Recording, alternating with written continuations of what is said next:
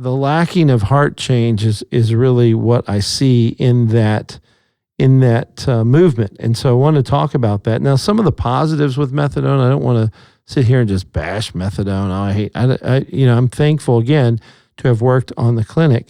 But methadone intake, just the positive was that it's controlled by the clinic. So the person had to come into the clinic, see the nurse every day, dose in front of the nurse, which meant they would drink their bottle of medicine in front of the nurse.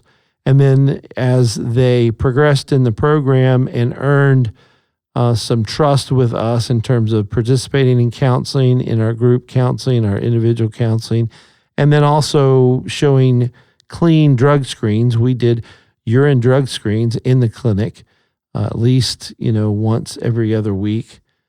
2 a month was the baseline. And they were random, so the person never knew, but they were coming to the clinic every single day. We were closed on Sunday, so they got a take home for Sunday. But after 3 months of clean drug screens and participation in counseling, the person would then graduate to what they call phase 2. And at phase 2, they would come Monday, Wednesday, Friday and get take homes for Tuesday. One on, Monday, they get a take home for Tuesday. On Wednesday, they get a take home for Thursday. And on Friday, they get 2 take homes, Saturday and Sunday, and they come back on Monday. And every time they come back, they have to bring their bottle back. And that was to try to help with diversion. So there was a sense of control and help from the clinic that I really appreciated. I mean, it was a really good attempt at behavior modification, which I think is maybe the first step in trying to help somebody. You help them to do what's right, whether they want to or not, but they're starting to put in place good practices and things that they need to do.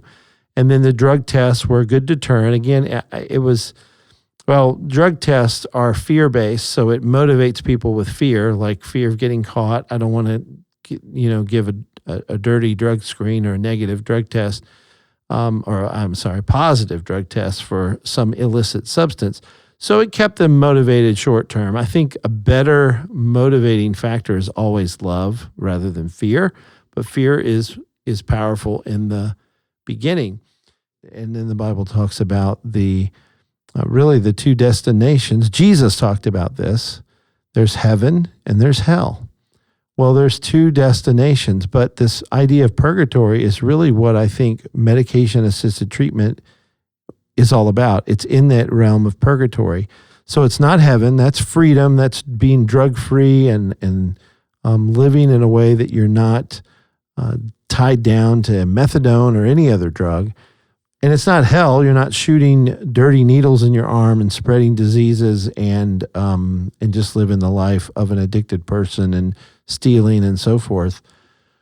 But it's purgatory. You're in the middle. It's not heaven. It's not hell. It's this area in between. And of course, purgatory is not real, but the construct is I'm not really in hell, so I'm not hurting that way, but I'm not really in heaven either.